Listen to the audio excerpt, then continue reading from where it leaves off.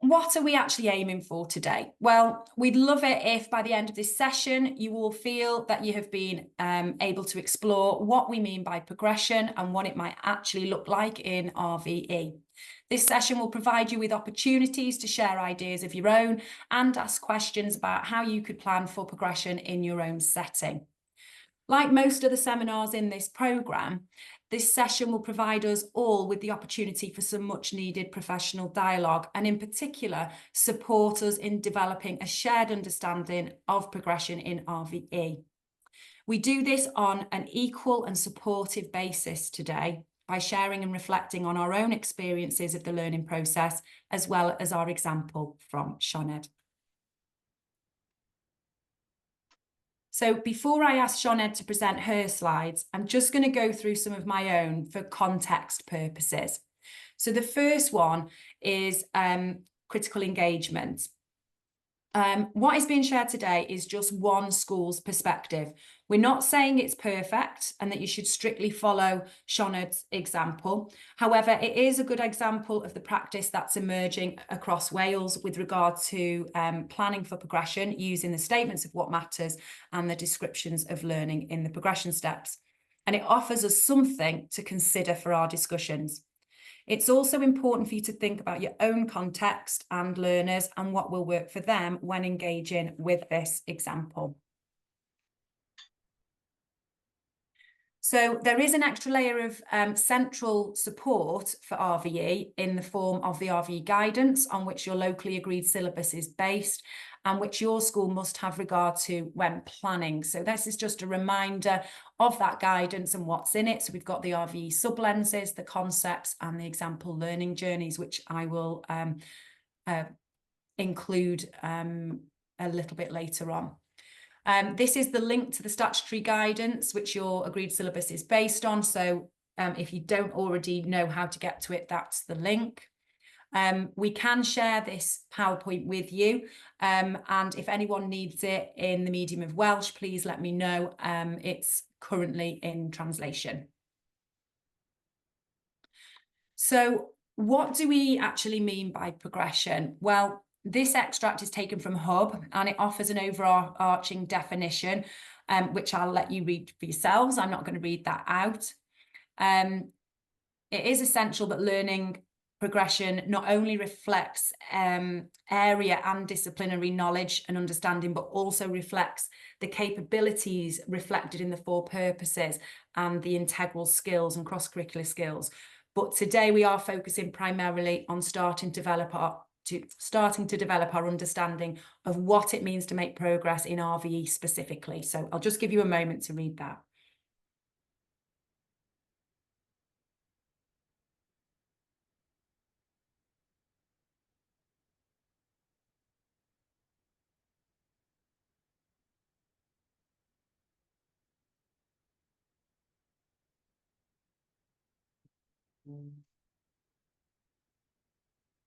Okay. The other thing that we might want to consider today, might come up in our conversations, is effective pedagogy, which is paramount to supporting progression. So basically considering the how as well as the why and the what. I mean, although this particular excerpt from the from Hub might be helpful to you, I think what I found more helpful is actually the principles of progression. So we've got those there. Now, the principles of progression articulate what progression means across the whole curriculum. So this is what we should have in the front of our minds when we're planning for progression, whether it's whole school curriculum design, specific area planning like in the humanities, or planning RVE for each of our year groups. Again, I've just included the link to the principles of progression for the humanities on that slide too. So the statements of what matters are a good place to begin when looking for examples of what progress might look like in RVE. Each statement has 5 progression steps, and each step has descriptions of learning that can be used to help us work out what we want our learners to be able to do, as well as know from the learning experiences we are planning. We need to remember, though, that the purpose of the descriptions of learning is to provide guidance on the direction and pace of progression. They're not meant to be a series of criteria to be directly assessed against. Okay, so this is an example of the descriptions of learning within the progression steps for one of the statements of what matters. The majority of your learners might fall loosely within progression step 4 if you are a secondary practitioner, but most each learner is different, is what I was going to say then. So it might be helpful to be aware when planning of the descriptions in other steps, not just the one, you know, that the majority of your learners are expected to be in, because, you know, obviously all learners develop at different rates. We don't always need our learners to make the leap from one step to the next while they are in a particular year group. They might make progress within the same step for years and may only move on to the next step after considerable time, or as they transition from one phase to another. In this example, you should be able to see from some arrows that should appear there. So some of the descriptions relate to RVE specifically. So you can see that here. It mentions religious and non-religious practices and actions, for example, in that progression step 5. But not all the descriptions of learning relate to RVE. So obviously, often they're broader than that and are more generically skills focused. But that's okay. Those generic skills are important and can still be developed in RVE through the activities that you plan. This way, learners acquire RVE knowledge through the development of skills rather than developing the skills through the RVE knowledge.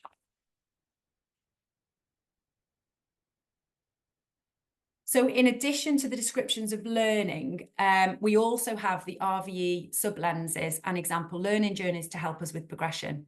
The example learning journeys for each sublens can be used to inspire ideas for planning for progression and offer a disciplinary lens that the descriptions of learning might lack in parts, or which might not be so easy to identify. So each learning journey provides us with cues for what progression might look like with regard to that particular sublens. The learning you plan will depend on the sublens you choose, and each one can offer you a very different set of options for progression and ways of unpacking different concepts. So these are two different example learning journeys which demonstrate that, I think. So we've got relationships and responsibility, and we've got identity and belonging. And you can see there that the example learning journeys are actually divided into 3 stages, if you like. The early stages, further along, and later. So they're not like the progression steps in terms of that there's 5 specific progression points. This is only divided into 3, and they are even broader than the descriptions of learning. So so for secondary learners, the majority of your current year 7, 8 and 9 are probably somewhere between further along and later. And I've just emboldened some of the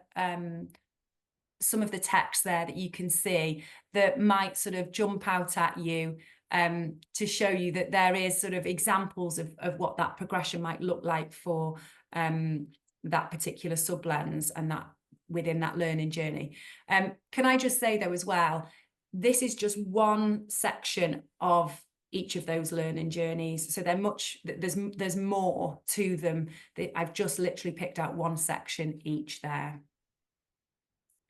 So that's enough from me. You'll be glad to hear. So we're just going to stop now to pause for a minute to ask if you've got any questions, and if you want to ask anything or say anything before we look at Sioned's examples. I'm going to introduce you now to Sioned Owen, and she's going to take you through the next section of the presentation. So I'm just sharing today an example of a part of my scheme of work with year 8. So this is what I do at the beginning of year 8. So in year 7, I largely look at things like faith in action and the sort of significance of religion within the community. And in year 8, we begin with sacred places. So when I was starting the scheme of work at Tryfynon, this is sort of the format we do. So we have to focus on the 4 core purposes, as of course I'm sure you're all aware. That's obviously the core thing for schemes of work at the moment. So we really start backwards with schemes of work. And this, my head of faculty keeps joking with me, saying that this should have been easy for me because as a relative newbie, I've never written a scheme of work before. So I have no past to base it on. So it did really help me to really sort of hone in on the 4 core purposes before looking at my content and what specific subject knowledge I wanted the students to know. So when I was looking at what I want my students to know, I started essentially with the area that we live in, especially living in Holywell. Many of the students, I'm sort of still shocked to know that they don't know the connection of the Holy Well and the fact that they actually live in a sacred place and a place of pilgrimage. So I initially thought, well, this has to be making my students or my learners ethically informed citizens about the place that they currently live and the place that they're learning. So that's how I came to the sort of understanding of I wanted to focus on ethical informed citizens. Um, and then moving on to the what matters statements, then, well, it seemed quite clear to me to focus on the fact that our natural world is sort of diverse, with a sense of place and belonging, focusing mainly on Holywell in the sort of first instance. So I then looked at the sub lenses, which again, initially sort of when we were looking through all the documents, it was hard to look at the 4 core purposes and marry them up with the what matters and the sub lenses. But once I actually realized what I want to do, for me, it seemed quite clear to focus this on the sub lens of relationships and responsibility. I wanted to focus on sort of the diversity of the community as well as interrelationships between the people and how all the religions are sort of interconnected. And I know I spoke to Libby about this a few days ago, and Libby said that with this unit, Libby might have gone down the route of identity and belonging with the sublens. And we had a conversation about how, to be honest, this unit fits in both. And there's no sort of correct content or subject knowledge to fit in for the sublens. So I think relationships and responsibility lends itself really well to what I was assessing the students, which I'll get onto in a moment. If you could switch to the next slide, please, Libby. Thank you. So just before I got onto the assessment itself, I thought I'd go through some of the lessons and how I got the students there. So the assessment I wanted to do with the students was very much sort of based off Phil Lord's unit, which can be found on his website. So it was looking at an interfaith worship room in an airport. So the brief was essentially for the students to imagine that Flintshire was getting its own international airport, and we needed to build one room that could be interfaith or multi-faith, that could be a worship room for 3 religions. So then I had to think of, okay, so where does this fit into the what matters statement? And I wanted to make this largely an inquiry-based sort of project. So that I wanted them to think critically about how these religions can work together and the actual complexity of a multi-faith or interfaith sort of situation. So I worked backwards from this and I thought, well, first of all, they need the knowledge to be able to complete that. Without the knowledge, then those skills couldn't be developed. So I started with looking at Christianity, and we looked into the differences within that. I then looked at seek good wearers, as you can see on here. And each lesson was getting more and more sort of, I was stepping back a bit more. So my first lesson was traditionally quite didactic, and I was teaching the students about the features of a church. They were then comparing that to a chapel and looking at interpretations. For how do Muslims worship in a mosque, I took a step back from that, and I only gave them the features and the diagram, and they had to go off and research that themselves, similar to the lesson 4 on good wearers. And then lesson 5 was I essentially gave students 2 or 3 sort of prompt questions and said, you now need to go and research a final place of worship. Now you know what you're looking for. You know you're looking for the features. You know you're looking for what people do in these buildings. And then students had sort of textbooks. They had Key Stage 3 and Key Stage 4 textbooks. They had Chromebooks. They had leaflets that I've sort of acquired throughout my time. So they were then allocated with, you choose whichever research method you prefer. If you want to start with sort of a complex form and move your way down if that's not working. And a lot of the students found that they couldn't just get their information from one source. So they would be like, Miss, well, this doesn't answer this question. And I'd have to direct them, well, you've got multiple sources. So it was very much a case of, you've got to pick and choose here. And by the time we came to the assessment then, students had the knowledge. So this was where I was now assessing the skills. So as I said, they were getting more autonomy as the lessons were progressing, and they were becoming more confident with their own learning and taking control of their own learning. And what was tricky for me was remembering that curriculum for Wales is very much skills-based, and it's not so much the content that is the focus. It's developing these skills and ensuring that our learners become learners for life. And that's very much the case with this project. I was sort of facilitating their learning of how they would go about, if they needed to research a place, or if they were going anywhere, then they would know or have the skills then to be able to be ethical, informed citizens of where they were going, etc. If you could move to the next one, please, Libby. Thank you. So this is an example of a task from the lesson on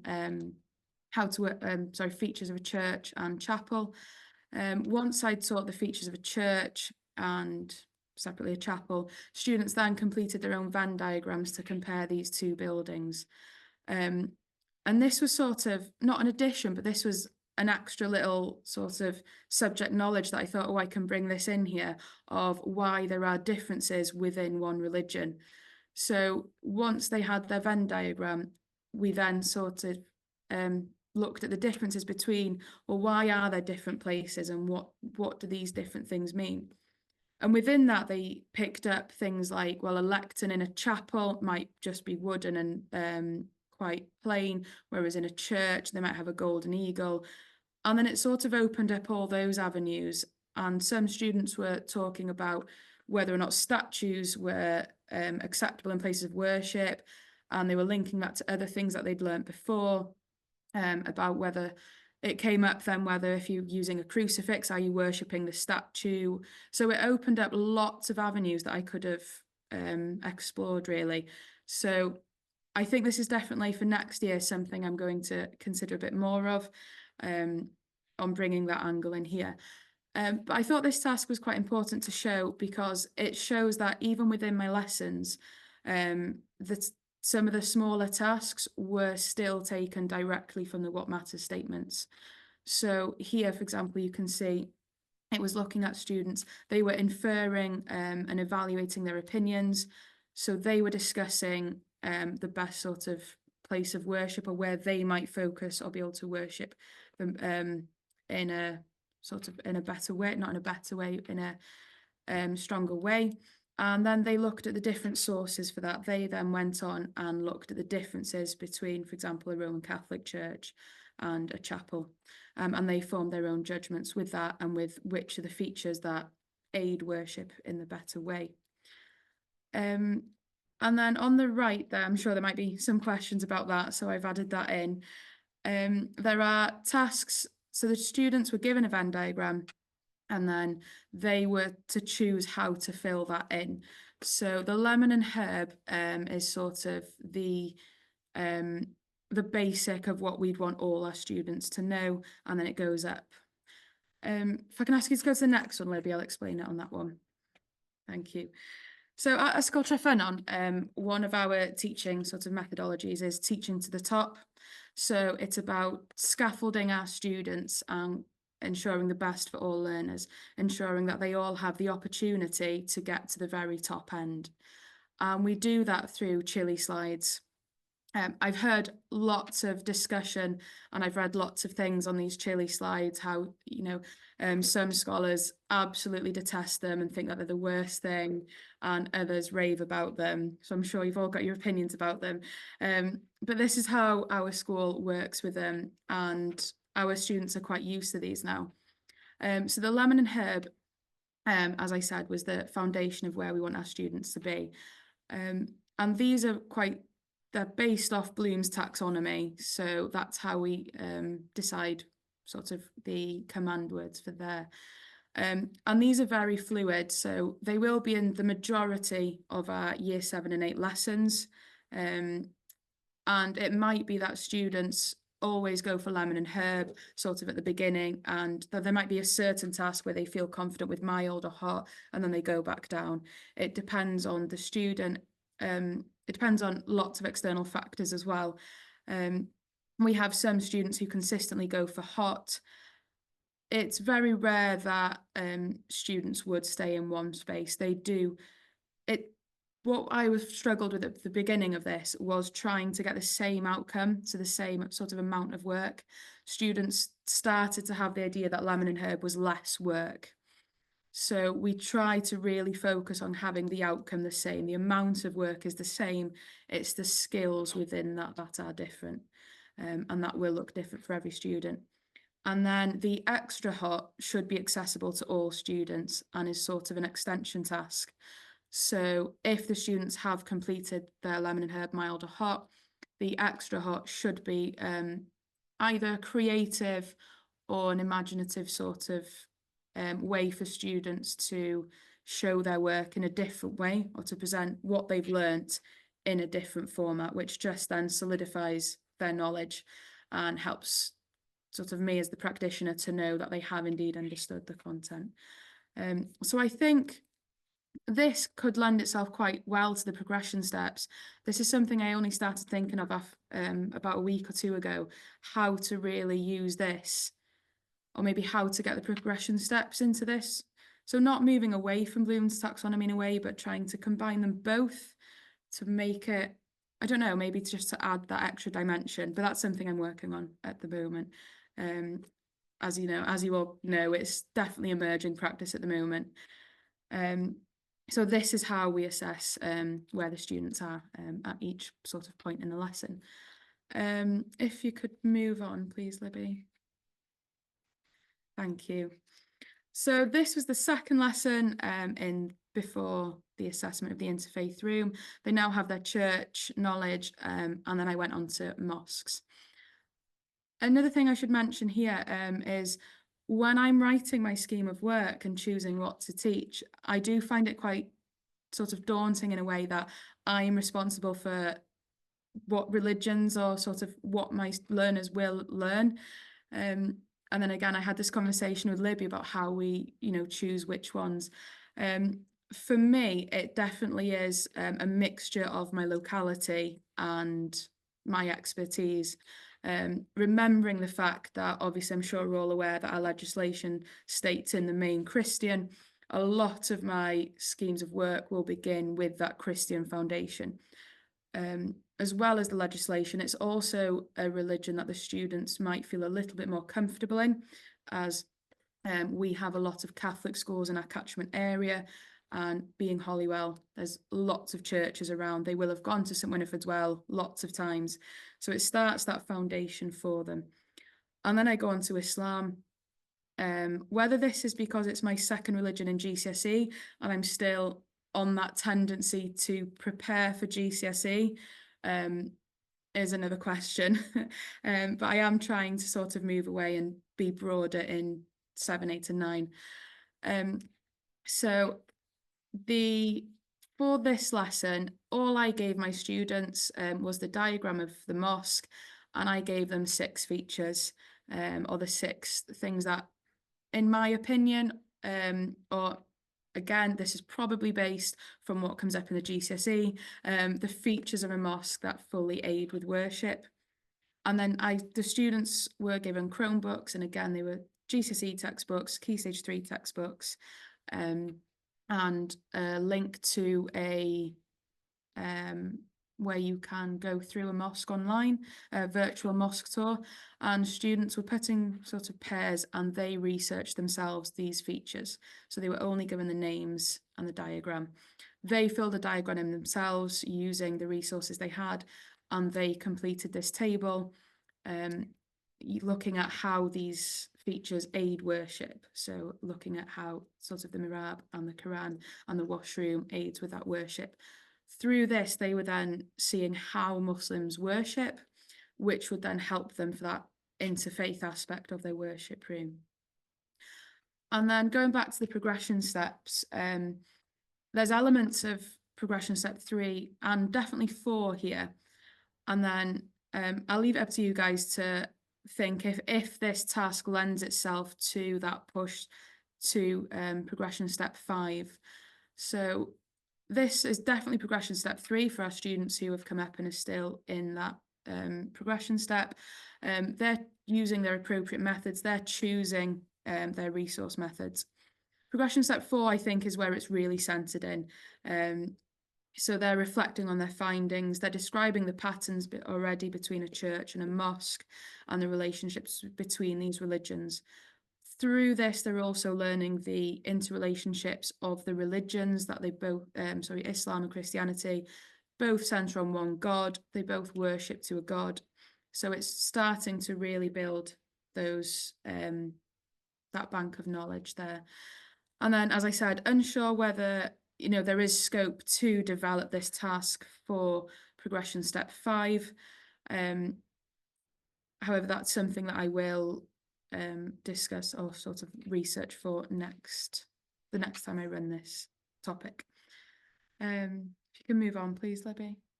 Thank you. And then this was the final lesson before their assessment, where they were tasked with researching any other place of worship that we haven't done so far. So this could have been a synagogue, a gurdwara, vihara. The choice was theirs. Many of our students asked me what religion Rishi Sunak is, because they've seen him in the news. So a lot of students, more than previous years, went on to complete a task on Hinduism.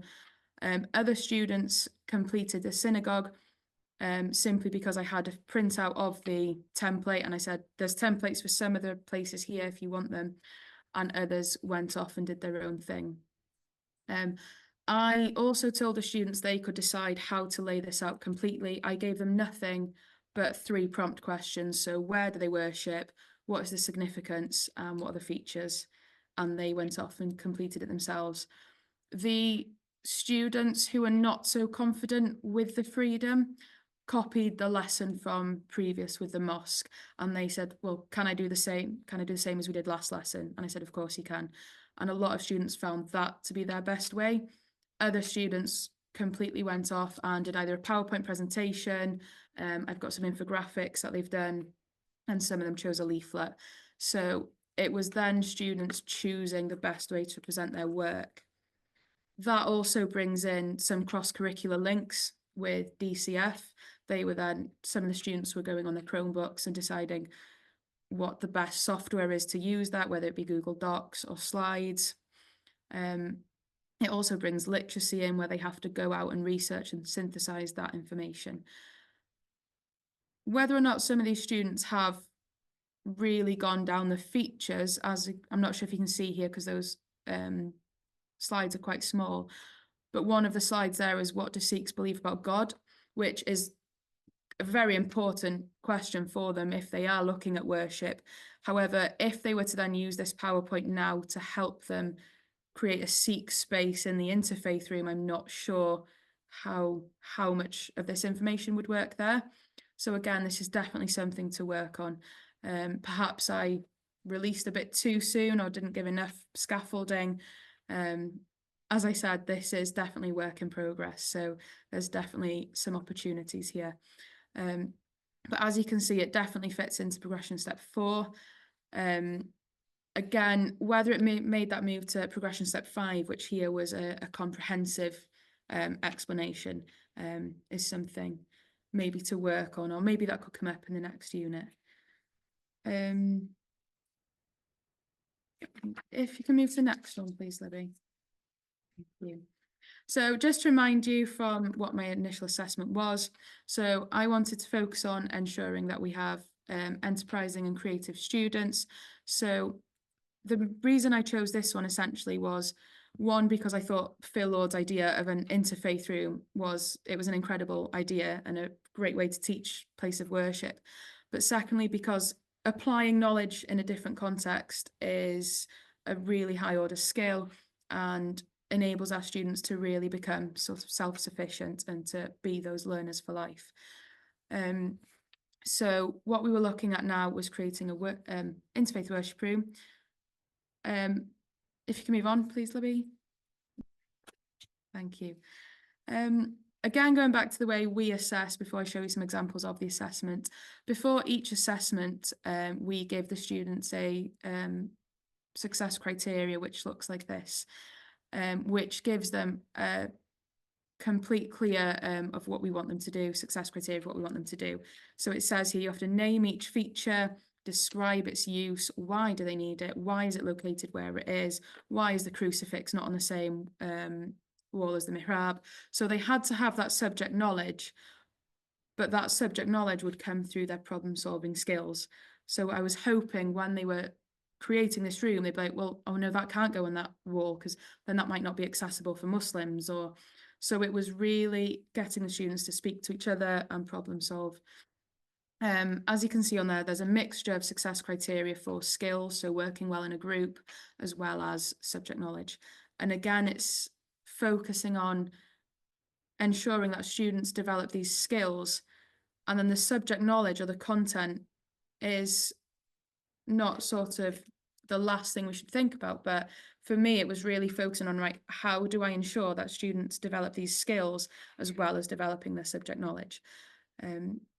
So I think that's a really sort of important way to look at it.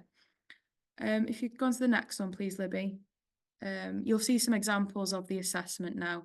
So students were just given this A3 sheet and they were told to essentially make this room accessible for a minimum of 3 different religions to worship at the same time. As you can see, some of them, for example, in this one, it is an interfaith worship room in an airport, but there is a baptistry pool in the bottom left one. So it was about that problem solving of, right, so what will you need if you're on your way to Turkey, for example, for the sun and the sea, and religious people might just want a moment to reflect or to pray, what would they need? And in their reflection lesson after marking, they would have then reflected. I would have asked them, why is that pool there? Why do Christians use a Baptist pool? And then they would have evaluated that, oh, okay, I might not have needed that here. It's an important feature, but it might not have been too prevalent in this assessment. So they're still focusing on those skills. So as you can see again here, I've put the progression steps. So it's clear from this assessment that they can describe and explain the distinctive features of places of worship. They've clearly identified that Torah scrolls need to be within an ark. They've clearly identified that Muslims, need to know the direction of Mecca. They've put a cross in there instead of a crucifix to make it accessible for more people who might not be able to worship with a statue. So they've really used their subject knowledge in this assessment, but it is still largely skills based. And again, I've put that progression step 5 in there. the next step for that would be trying to develop a comprehensive explanation for these features, because again, moving to that the pool for baptism, I'm not sure they've really understood or the presence of that or why that feature is involved. So maybe in my next unit, which does look at rites of passage and festivals, I could focus in on that a bit more there. So it does lend itself to helping me know what to teach next. So looking at what to do next with this. So this is the second year I've run this unit. One thing I did notice was there are some missed opportunities in that assessment. The first missed opportunity, which I do need to look at developing, is ensuring that I consider non-religious convictions, because I am largely aware that during this unit they've not had a chance to look at atheist groups or humanism or any of those non-religious convictions. So maybe for next year moving forward, it's looking at how we can sort of make this completely accessible. So whether or not we call it a spiritual or a reflective space, and try and focus on that. And a second opportunity, which is one of our areas for development, is to look at developing numeracy within this unit. And then as I was thinking of all these opportunities that I've missed, I then sort of had to give my head a bit of a wobble and sort of tell myself, actually, you can't hit all of these what matters statements, all of the core purposes, all of the cross-curricular and integral skills in one unit. So it's really just, as a school, we're trying to at least allow our students the opportunity to develop these skills once throughout the year in each faculty, or once throughout a term if we can. So this unit, yes, has neglected perhaps numeracy and non-religious convictions, but then the next unit, when we look at rites of passage, then it's definitely something I include in there. I know I have numeracy in my wedding lessons, and we look at humanist rites of passage.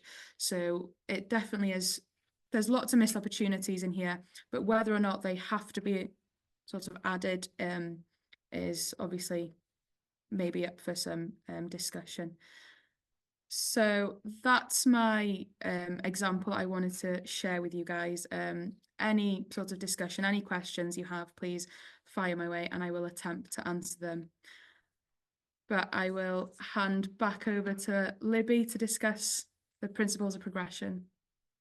Oh, thank you so much, Sioned. That was absolutely fantastic. Of course, I've seen your slides, but I've not actually heard, you know, all the things that you were planning to say. So I thought that was really helpful. Thank you so much. And thank you for being brave enough to share that with us today.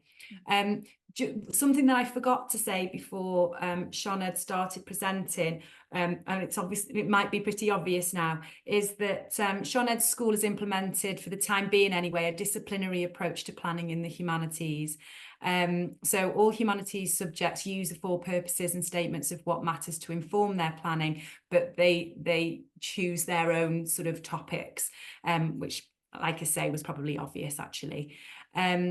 And it's not so much the content that we're really concerned about today. It's more about the progression and how Sioned has approached progression within this particular example. Okay, so what I'll do is I'll just talk to this slide a little bit. And one of the things that Sioned and I discussed when we met a number of times to plan this seminar was, you know, so where are people meant to go next? So obviously you've planned your scheme of work, you've even, you know, completed that work now with your learners. What next? Obviously Sioned has referred to other schemes of work that she has developed and also run before, and that maybe she's tweaked those to hit certain things that this particular scheme of work hasn't hit for the time being.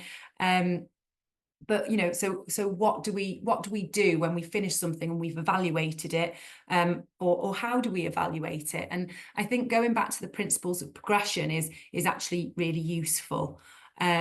So there are from these principles, we can sort of develop a set of pretty useful questions. So what do learners need to do next to increase their effectiveness? So that's a question we should be asking ourselves to move our learners on with the next topic, or possibly in the next year when you revisit certain concepts. What else do they need to know? How can we deepen their understanding in RVE through the next theme or topic, or in the next year group? What activities will allow them to refine their skills, or what pedagogy can you use? And what new contexts can we give them to explore new connections in their learning? So as I said, the principles of progression are really helpful there for us to focus our attention and ask ourselves those important questions so that we can move our learners on. And the answers to those questions will lie somewhere within the statements of what matters, the descriptions of learning, the sub-lenses, the example learning journeys, our own disciplinary knowledge, and also the right pedagogy, and taking different approaches to pedagogy as well, not just using the same thing all the time. So, you know, it's just as important how you teach to, you know, what you teach and why you teach it. So if no one has got any questions for Sioned, I think what we'll do, we've got two things in the chat, so let's just have a look at those. So we've got a really interesting presentation. Oh, diolch yn fawr iawn. Thanks, Anne, for that. I'm sure Sioned is grateful for that comment. And also, thank you, Sioned. I really enjoyed listening to you present about the unit you do with Year 8. We do something similar, but I'm going to be pinching some of your ideas to develop it further. Diolch. Well, that's really nice. And hopefully, you know, the other thing about these types of seminars is that, you know, people can keep in touch. And if, you know, if we can broaden our sort of collaborative group by putting people in touch from all over Wales, then I think that's, you know, a really good thing that we can do for you, so that you can not just, it's not just a one-way street. So Sioned might actually benefit from seeing what you're doing as well. So that's really nice. And then there's just another comment here: a very explicit way of assessing progression through such an interesting and relatable topic. Oh, thank you ever so much for those. That's really good to hear. Right, we've got a hand up there from Tyler. So Tyler, do you want to come in and ask your question? Yeah, I just wanted to ask, how do you assess the pupils in terms of feedback? Do you give them grades? Like, obviously we don't do levels anymore. Do you give them like expected progress working towards, or, you know, above expected, or yeah, how do you assess them basically? Yeah. Oh, sorry, I had made notes to talk about that, but I forgot to mention it. With that success criteria you've seen there, so with that, where you can see the tick and half and not met there, we're in talks at the moment of changing that. Currently, this is incorrect, because currently I now do fully, partially, and not yet. However, there is current talks in SLT and sort of discussing whether it be beneficial to change the assessments to the developing, securing, advancing, and excelling. Because when we assess our students, we give them a percentage which goes into one of those brackets. I can't remember the percentage off the top of my head. So the parents get a report then, and their grade will be either developing, securing, advancing, or excelling. So that's how we do year 7, 8, and 9 currently, but that's not been agreed at the moment. So we're still currently on just giving a percentage with the advancing and developing, if that makes sense. Is that okay, Tyler? Does that answer your question? Yeah, thanks. It's just out of interest to compare to what we do. Do you want to share what you do, or? Well, in my new school, they just have like working towards expected progress or above expected. And we were having a discussion about that today, about whether that means like the what matters statement, or like our success criteria, or the expected like global grade. So we were just trying to like get to the bottom of that, because we personally, from RVE, we've got a lot higher grades than like history and geography, so we weren't sure whether we were giving out the grades too kindly or not. So we were trying to get to the bottom of that. And it's good to have that discussion within your school with your own colleagues, but also extend that in situations like this, isn't it, to see what's happening everywhere else. So I hopefully that's helpful. Thanks, Tyler, for that question. We've just got a comment in the chat I just want to share, and that's from Louise. For Christianity, the church is a body of believers as opposed to a building. Is there too much emphasis on place as opposed to beliefs? So, Sioned, is this something that came up in the discussion around, you know, with your learners when they were sort of researching and when they were learning about the church? Yeah, so I'm definitely aware of the church within its two concepts, obviously being the building as well as the body of believers.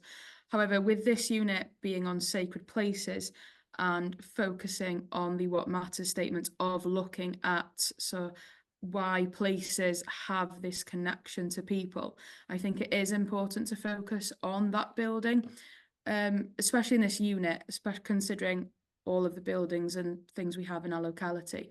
However, 100% the beliefs are at the core of everything, and the beliefs do come in. So first unit, it is the beliefs of focusing on charity, agape, and love thy neighbour. That has already come in unit 1 for year 7. And again, moving on to the second unit in year 8, they then go further on to look at beliefs within Christianity. That's fab. Thank you ever so much for answering that question. Thank you, and thanks to Louise. So I think what we'll do is we'll give you 10 minutes in your breakout rooms initially, and then if you need some more time, we'll allow you to have some more time in them. But these are the types of things that you could talk about in your breakout rooms. It's totally up to you. You might just want to talk about Sionned's examples, or you might want to just talk about something, you know, else relevant. But these are just sort of starters for you if you can't think of anything. And that's, what is your understanding or experience of progression in RVE? That might be something you can discuss. What other questions do you have around progression that you would like to explore further, either here in this session after we come out of the breakout room, or maybe further as in, you know, in the year ahead? And what else do we need to support the development of our shared understanding of progression in RVE? So do you think there's something missing in the Curriculum for Wales guidance that that could be developed? Is there something that perhaps collectively we could collaborate on to support each other that would really help us with our understanding of progression? So they're just some of the things that you could chat about in your breakout rooms. Hi, Libby. Hi, everyone. I'm just a little bit, open-eyed today because we were talking about assessment and what the feedback, and it seems that we're all doing slightly different things. In my school, we're asked to give feedback on the 5 areas, so emerging and mastering and excelling. But each one of those areas have got 1, 2, and 3. So it's almost as we've got 15 little sort of steps. And I'm not sure where I am, to be honest. And we've just sort of asked to be given some feedback now with your 7s, and then had sort of information back generally as a school were being too low.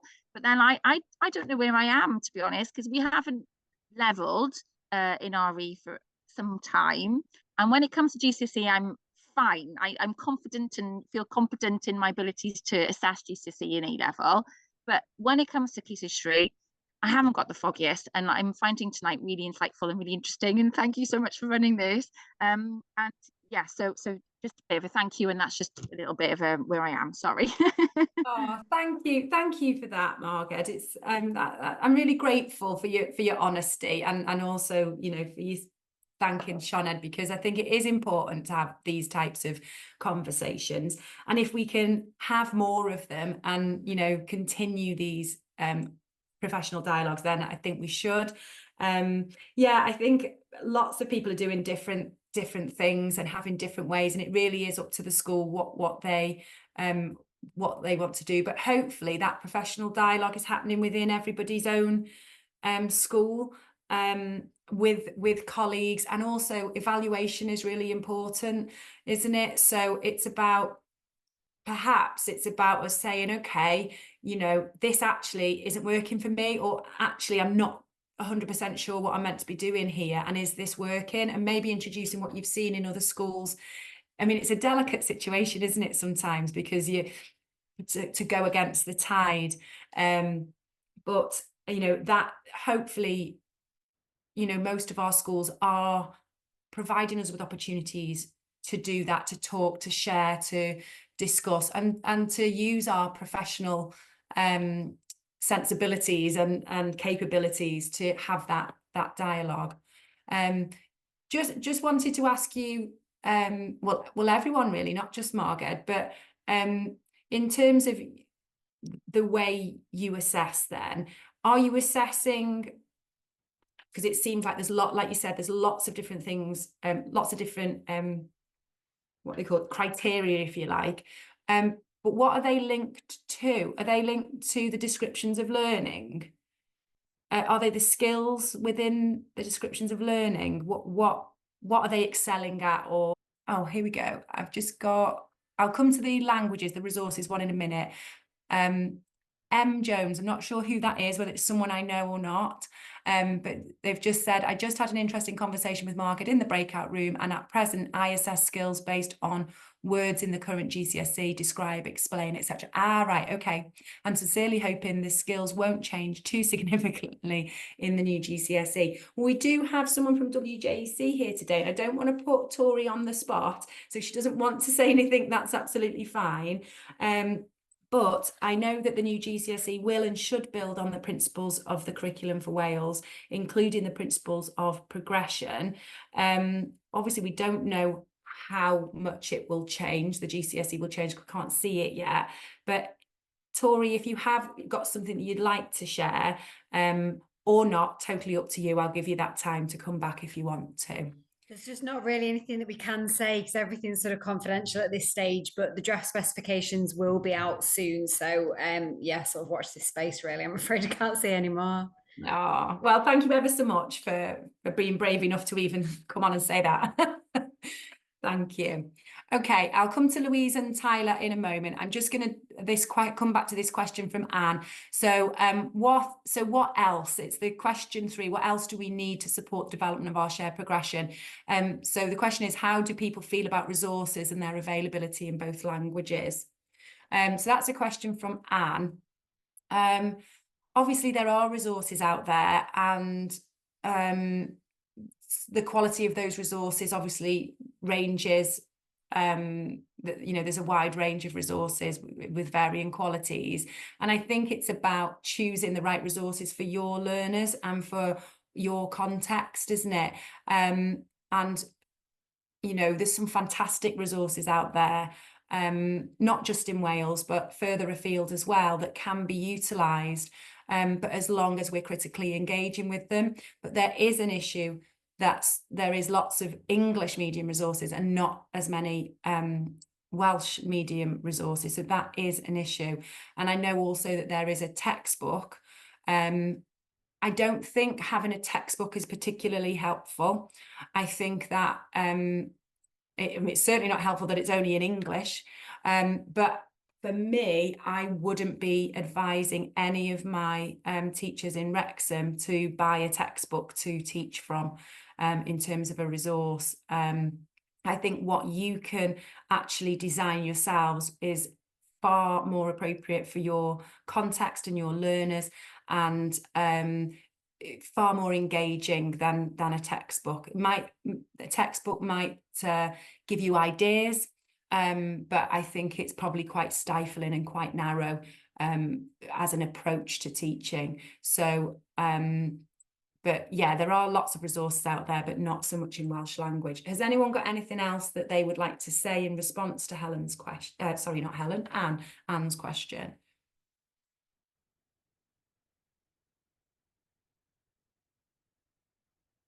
Okay, well, I've still got Louise's hand up and Tyler, so I'm going to come to Louise first and then Tyler. Yes, thank you. Yeah, I think obviously from a SAC point of view and the agreed syllabus, I think it's important to underline that the traditions in Wales are mainly Christian, and you cover other principal religions as well. And I'm not quite sure whether there is that emphasis on Christianity that there should be, bearing in mind the proportion in the population. The other thing that I am concerned about is obviously the pupils themselves, because some pupils may respond better to a subject content type of curriculum as opposed to, and have more difficulty with a skills-based approach. And with a skills-based approach, is there enough content and understanding to be able to apply it to different situations?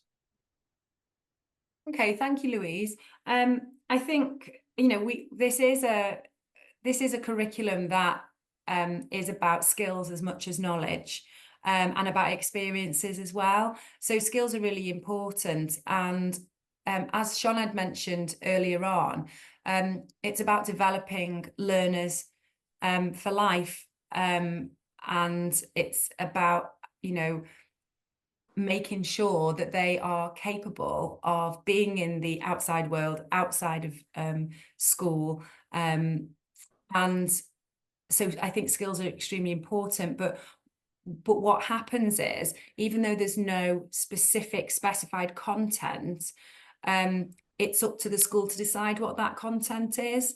And as by developing the right skills that have already been decided upon as part of the curriculum development process, and that was a collaborative process of co-construction with teachers and experts, those skills have been decided on, they've been agreed, and they're the skills that learners will need to be able to access different content and make links and connections in different contexts. So I personally am not worried about the content, because there are certain things that certain learners might need to know because of who they are and their own context, and that's something a school can provide for them. I think in our group we discussed the fact that, you know, not necessarily all children had iPads or had the facilities to be able to do the research, but also obviously it depends on the child themselves as to what skills they have to do the research. And in schools there are pupils who are disruptive and may have more difficulty in learning in this particular way. And I just wondered, you know, what consideration have been given to that. Is that a question for Sioned, or is that generally a Curriculum for Wales question? Probably a bit of both, I think, yeah. Okay. Sioned, do you want to say anything there? Don't feel any pressure to answer, but no, it's fine. So within the school, we provide all the resources that the students would need. With regard to homework and things, we never, you know, we've got quite a significant amount of sort of digital poverty in our area. So we never take for granted that our students have the resources outside. That's why it's important to provide all these opportunities within the classroom. And we take our students out to the local church and St Winifred's Well to be able to do this research in other ways.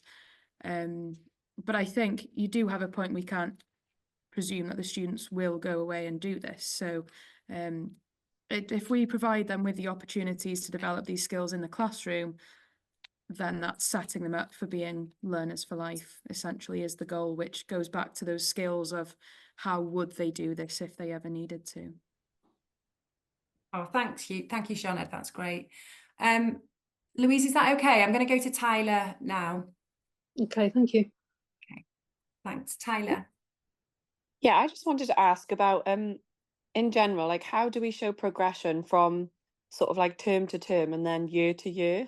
Like, do you make your assessments progressively harder or focusing on different skills? That's a really good question, actually, isn't it? I I don't know, does anyone want to come back with anything? Does anyone feel as if they've got an idea or a suggestion for that? I think this links back to the conversation we were having the other day when I said to you, Libby, this unit that I've just done and I've just discussed shows quite rapid progression of these skills. Yeah. So for me now, moving on to the next unit, that's an area I'm struggling with now. How do I continue that area of development? So in the next assessment, if I'm focusing on different skills, then it's not that continuation of progress. It can't be seen as easy. So it's definitely something we're looking at as a faculty, and wider we're looking at as an entire school. It's a really tricky concept, I think. Yeah, and I think that's the thing. We're all kind of at the beginning still with this, and there's not a right answer, is there? It's just a matter of giving it a go and seeing what happens. For secondary schools like yourselves, you're right at the start of this journey. You haven't even completed a full year of curriculum for Wales for year 7 and 8, and I know that you're going into the year 9 rollout in September. But it's still very early days. So I think all you can do is sort of, well, one of the things that you can do is perhaps do it from a term to term basis, isn't it? And saying, okay, well, we've got this scheme of work and we can see that this, we're expecting that this is what the progress should look like. And then you evaluate that. And there's so much in the curriculum, so much in the humanities statements of what matters, and I think you mentioned this earlier, Sioned, you don't necessarily work on the same skill for every single kind of scheme of work that you're doing for your learners. So you might not now come back to research skills as such, as a focus, that year. They might not do that now again until they're in year 9.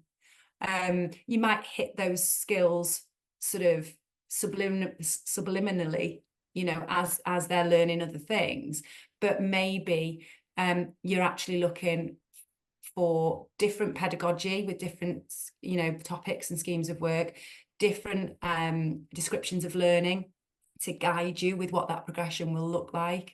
And again, that then obviously, your different contexts, it's going back to those principles of progression, isn't it? What contexts, what are different contexts can I use now with my learners all the time, thinking, well, who are my learners? Where are they from? What's going to work for them?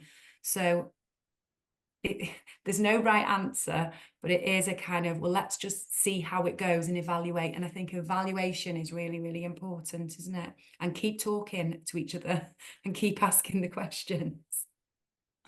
Margaret, you've got your hand up. Hi again. So we've been asked to specifically look at literacy with year 8. Okay. So we had to do progression and to show progression. We did a unit on Sikhism and a newspaper article on the Langar, the impact of service and seva and things like this. And then I thought, well, how do I show progression now? So we did another newspaper report later on in the year, but about an inspirational person. So, we're sort of doing the same kind of topics we've always done, but with tweaks.